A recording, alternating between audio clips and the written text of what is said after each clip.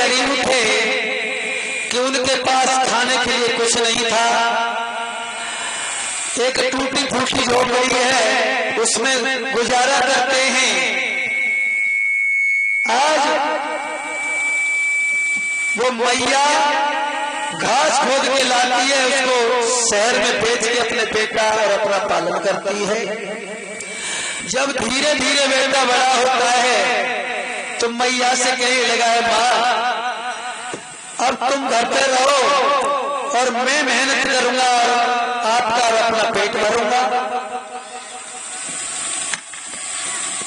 धीरे धीरे वो लड़का मेहनत करने लगा है, घास को खोदता है और शहर में बेचता है, पैसे मिलते हैं उनसे अपना पेट भरता है, अपना और अपनी मां का।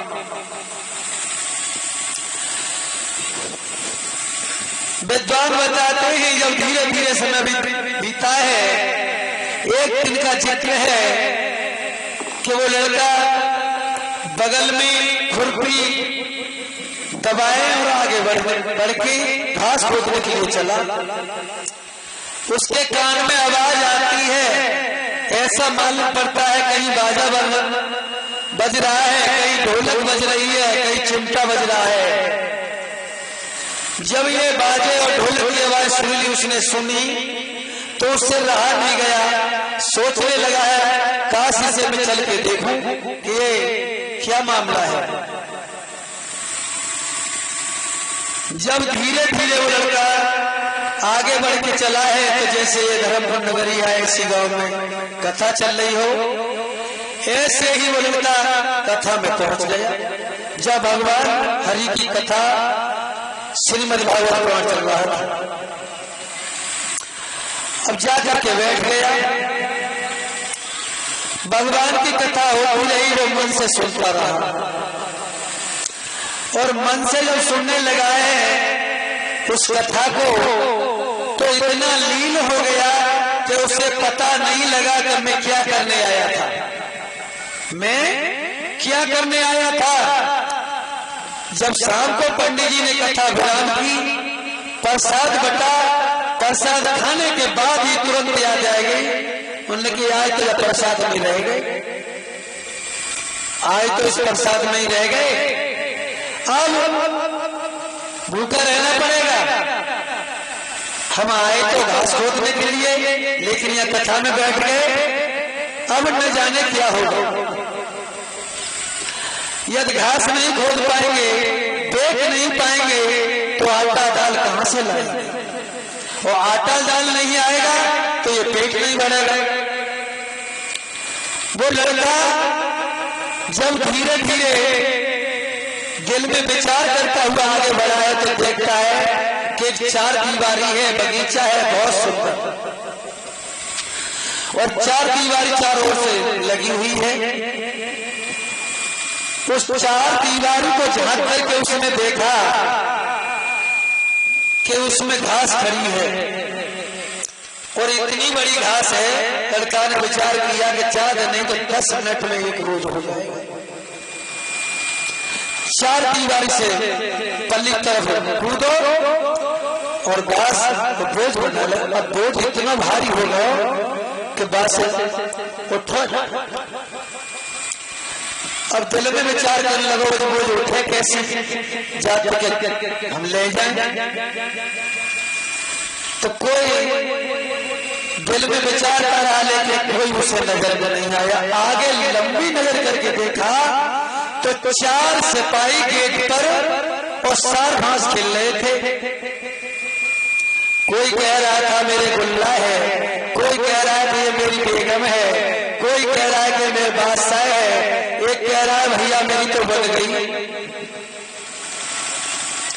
लेकिन समझ में नहीं आया। उस लड़का ने कहा, उनकी तरफ इशारा करके, ओ भैया ने हमारे लिए बोझ उठवा दो। सिपाही ने जब सुनी कि बोझ उठवा दो, सो सिपाही भाग गया। उन्हें क्या कर रहा हो भैया, हमने हमसे घास इतनी ले ली, इतना भारी बोझ है कि हमसे उठना है। 2 घंटा लड़का में ये बात किसका है तुझे मालूम है? ये राजा साहब का बाग है, हम इसके पहरेदार हैं। सिपाही ने मार लगा कि बोझ उठवाओ और कई के चल राजा के सभा में, तेरा फैसला राजा के दरबार में होगा जाके। आज उस लड़का के बोझ को उठवा करके राजा के दरबार में जब पहुंचे हैं, सभा में बोझ डाल दिया। राजा ने कहा क्या बात है भाई, क्या मामला है? सिपाही ने कहा महाराज इसने बात को उजाड़ा है, ये जो तुम्हारी घास रखी हुई है इसको काटा है, इसने खोदा है। बता भाई तेरे बाग उजाड़ा? महाराज मुझे नहीं पता था कि तुम्हारा बाग है। तुझे तो नहीं पता था, लेकिन ये बताओ जब ये लड़का घास खोद रहा था उसमें से, तब आप लोग कहाँ थे? राजा ने प्रश्न किया सिपाही से। सिपाही बोले महाराज हम बाग के पहरेदारी पे ये। राजा बोला ऐसा नहीं हो सकता है, जब तुम पहरेदारी पे थे तब ये लड़का अंदर घुस कैसे गया? सिपाही बोले महाराज हम पहरा पे ही है। लड़का बोले महाराज दोनों हाथ जोड़े और बल करके महाराज हम बता दें। हाँ तू बता बेटा ये कहाँ थे तुम? महाराज हम जिस समय घास काट रहे थे उस समय ये 4 जने और खेत पे बैठे थे और कुछ खेल खेल रहे थे। महाराज ये तो मैं नहीं जानता हूँ क्या खेलता। इनमें से एक कह रहा था मेरा गुल्ला है, दूसरा कह रहा था मेरी बेगम है, तीसरा कह रहा था मेरा बादशाह है, और ये चौथा कह रहा था मेरी तो बन गई। महाराज आपको नस्ल की कहा बन गई, इनकी कहा बन गई? राजा ने कहा उनके पट्टों 7 मास खेल रहे थे, हैं? बेटा तुझे मारा है? हमारा खूब मार लगाई। राजा ने कहा इस सिपाही का डंडा छीन और जितनी तुझ में मार लगाई है इतनी मार इसमें लगा। समैया की प्रतिवार है सुबान नया डंडा फैल पड़ो सिपाही फैल पड़ो सिपाही भाई जवाब पहले। राजा ने लड़का के लिए रोक लो, बेटा ये बता इस घास का क्या करेगा? महाराज मैं और मेरी माँ है जो बड़ी बूढ़ी है, इसको बेचूंगा, शहर से पैसे मिलेंगे, उनसे आटा दाल लेके आऊंगा, तब अपना और अपनी माँ का पेट भरा जाएगा। बेटा ये बताओ ये घास कितने रुपए की बिकेगी? महाराज 2 रुपए की। अच्छा इस घास को ऐसा करो मेरे घोड़ों के सामने डाल दो और आज से तुम घास नहीं खोदोगे। महाराज क्या करूं? आज से तुम्हें 5 रुपए रोजाना मिलेंगे और तुम्हें कुछ नहीं करना है, सिर्फ हमारे महल के चारों ओर चक्कर लगाना है, यही काम करना है। तुम्हें हमारे महल के चारों ओर चक्कर देना है। सुबह 8 बजे आओ और 5 बजे 5 रुपया लेकर घर चले जाओ। लड़का ने कही जा से अच्छी नौकरी कौन सी है? भगवान का नाम सुनने में ही नौकरी लग गई। अब जब 5 रुपया मिलने लगे भैया मलखान, तो 2 रुपए का खर्चा था, 3 रुपए उसके लिए बचत होने लगी। तो बचत जब होने लगी है तो उस लड़का ने मढ़ैया तो बिगाड़ दी, वह एक छोटा सा कमरा बना दिया, छोटा सा मकान खड़ा कर दिया। अब पड़ोसी पैसा वाले थे, उन्होंने कहीं सुनना ना है। पड़ोसी ने पड़ोसी के कही कहा कल परसों भला गरीब हो, आज देखिए छोटा मकान खड़ा करता हो और कच्चे दिना में जो राजा की नौकरी करते हो ना, तो हम तो बहुत आगे रह जाएगा। जासू ऐसा करो तो राजा की नौकरी के लिए कैसे छुड़ाओ? ये हर गांव और इंसान की बात है कि पड़ोसी पड़ोसी से चलता है।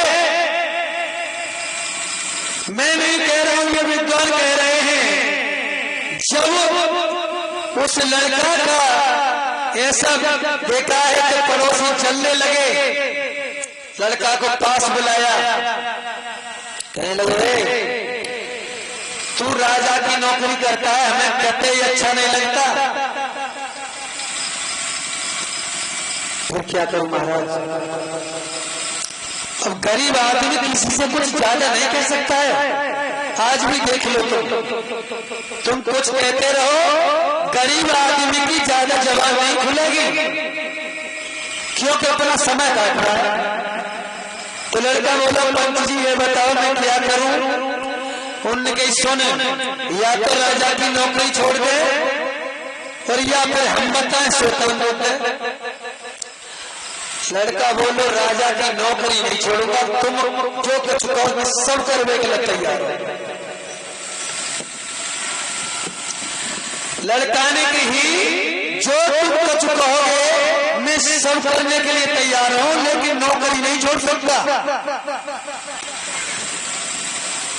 तो पड़ोसी ने पंचायत लगाई, पंचायत में फैसला पास भयो।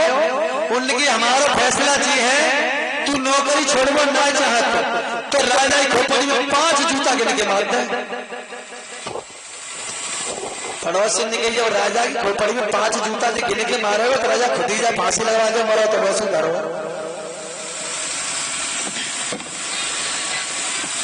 लड़का बोला मैं तैयार हूं, 5 जूता में गिन के राजा के जरूर मारूंगा।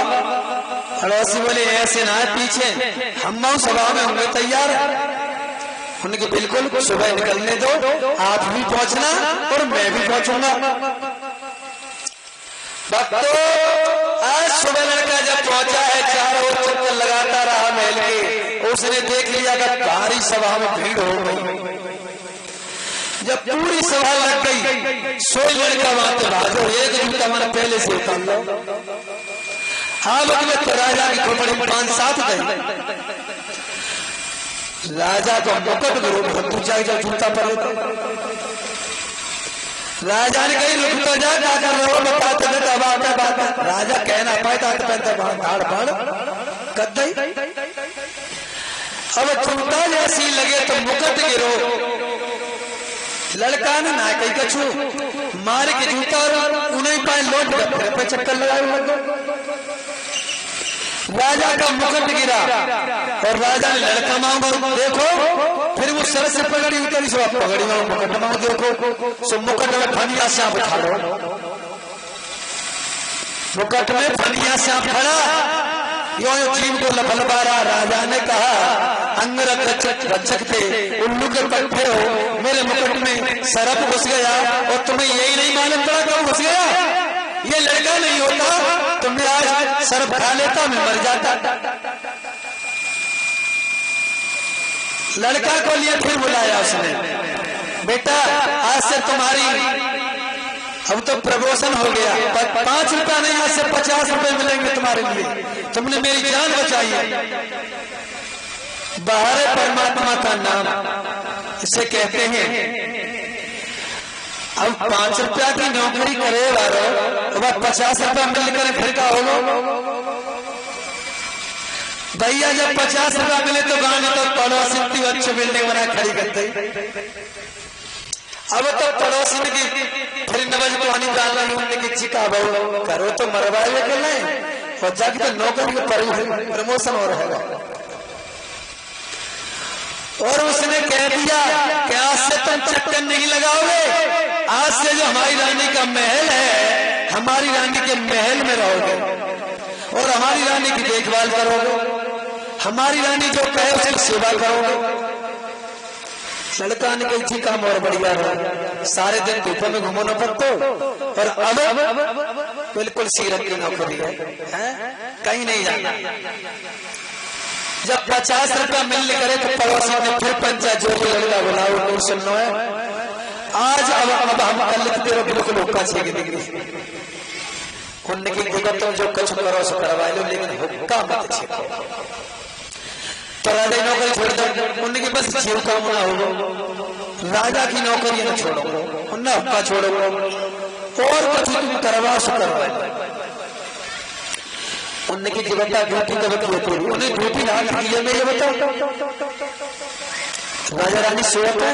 आहा तू कह रहे तो मैं ही रहती हूँ, मैं हूँ।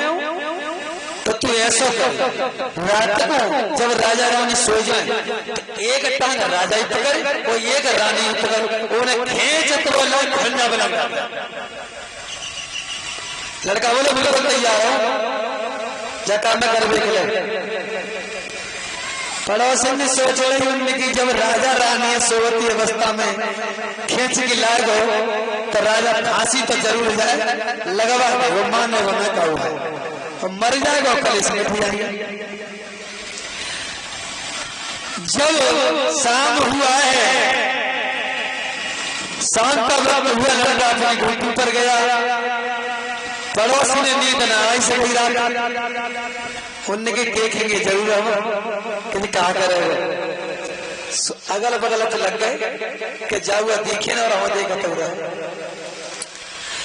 जैसे आधी रात का वक्त हुआ है और सोने की अवस्था तो हम सब लोग जानते हैं कि राजा रानी जिस समय पलका पे सो रहे हैं तो लड़का ने एक टांग राजा की पकड़ी और एक रानी की, और जैसे खींच के चलो तो राजा रानी चिल्ला पड़े, भाई तुम्हारा बता तो दे, बांध के बाहर जाके बताऊंगा। और खींच तो वो खरंजा पे सब पीठ चली गई नदी और डाटे बाहर लाए। और जैसे बाहर डारे राजा ने उनके पट्टे बात क्यों नहीं बताई, उन्हीं मारा बताऊंगा। और राजा ने एक निगाह लड़का मां कर लो, एक करी महल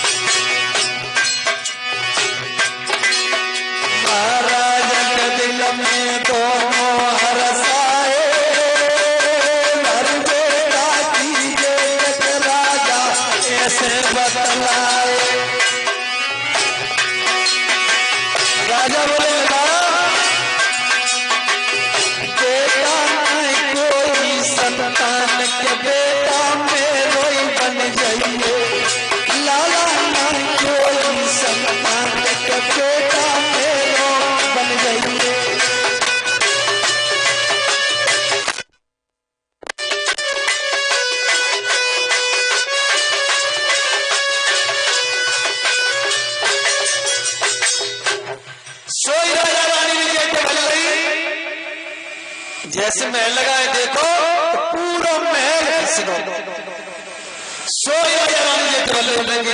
राजा बोलो बात सही है, नेको तो रानी हम तो दोनों मरे हैं। सोई जेठ बल्ले ने लला हमारे कोई संतान ना है और 40,000 रानी बत्ती को मालगा